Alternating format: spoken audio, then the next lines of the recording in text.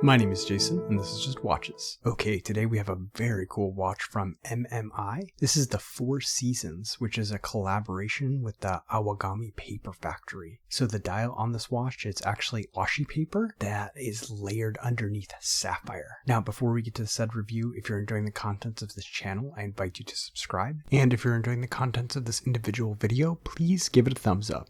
Thank you so much. As of the recording of this video, this watch is available on the MMI Watches website in 4 colorways for $459 US. This is a pre-order price with shipping starting in October. The case is 39mm in diameter, 46.5mm lug to lug. It's only 12mm thick, including the sapphire crystal, and has a 20mm lug width opening. Now, size for my 6 3/4 inch wrist, this watch weighs in at 140 grams. The 316L stainless steel case is fairly simple with a large, high polished bezel that dominates most of the visible case from the top. Short brush lugs extend out and turn down slightly. A high polished chamfer on those lugs transition into high polished sides. The slight curve down of the lugs and the short lug to lug is going to help this watch wear great even on smaller wrists. Also, I like that not much of the case is visible when looking directly down at the watch, as the dial of this watch is really the star of the show. The bracelet starts at 20mm before tapering down to 18 and then jumping back up to 20 at the clasp. The solid end links have almost no play and feature quick release spring bars for easy strap changes. The articulation against the back of the watch and between the links is excellent, which means this bracelet wears extremely comfortably. The 5-link style features brushed outer links with high polish finish on the 3 inner links and on the sides of the links. The links are nicely finished and this bracelet is incredibly comfortable. Now, I've reviewed MMI watches for a while, and one of my main complaints is that they didn't use a quick adjust clasp in the past. Fortunately, now they do. So this is a nicely finished clasp that is brushed and engraved with the MMI logo with high polished chamfers along the edges. The double pushers reveal a fully milled clasp, and the quick adjust system features 5 positions that offer a generous 9mm of adjustment on the fly. Sizing is accomplished with screw links, and between the short links and that quick adjust clasp, you should be able to find an excellent fit with this bracelet. The screw-in case back is going to help provide 100 meters of water resistance. Information about the watch is etched into the case back,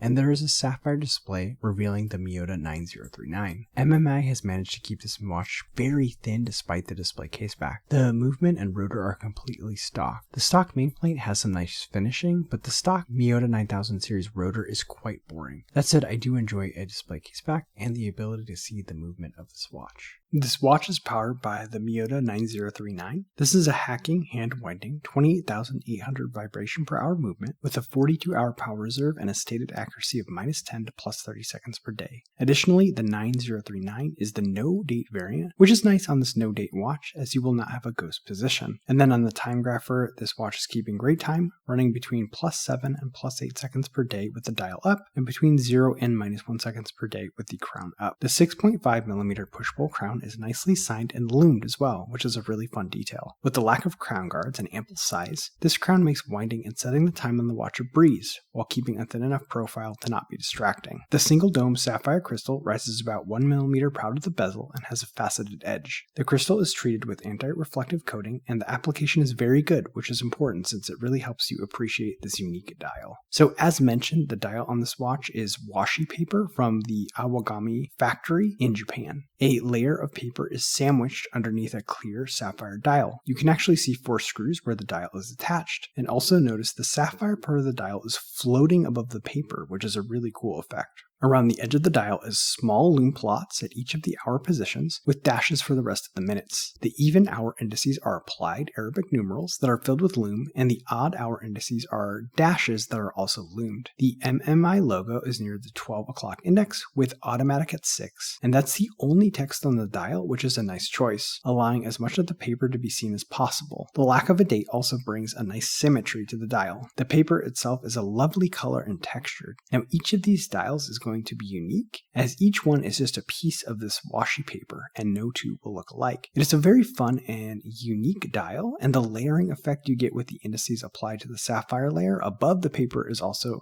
very interesting. The handset on this watch is one I really like that MMI has used on other watches. The hour and minute hand are long, Dauphine style hands in high polish, gabled down the center so they catch light nicely at different angles. The lume section is interrupted on both hour and minute hands about 2/3 of the way toward the tip with a small section of high polish. Both of these hands are plenty long, with the minute hand terminating at the dashes around the edge of the dial. The second hand is also high polished with a short counterbalance and a loomed arrow near the tip. This hand is also very long, reaching all the way to the rehaut. This hand set is very legible, well finished, and both the hour and second hands are very long, which is something I really appreciate. The lume on this watch is BGW9.